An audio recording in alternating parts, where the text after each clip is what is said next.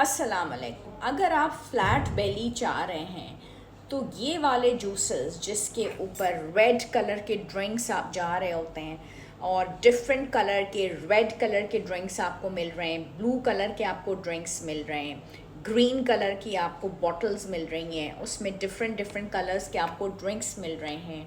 और वो बॉक्सेस के अंदर भी हैं, रेड हैं, उनका कलर पिंक है, उनका कलर येलो है। और इवन अगर आप रेस्टोरेंट्स में जा रहे होते हैं और बड़े आपको टेम्प्ट होते हैं कि आपके बराबर में जो फैमिलीज़ बैठी हुई हैं तो अचानक वेटर उनके लिए लेके आया ट्रे में ड्रिंक जिसका कलर शॉकिंग पिंक है और रेड है और ब्लू है और ग्रीन है, तो फिर तो आप बिल्कुल भूल जाएं कि आपने खाने में सैलड ऑर्डर कर लिया है या सूप ऑर्डर कर लिया और उसके बाद कोई आप ऐसा ड्रिंक ले रहे हैं जिसका कलर इतना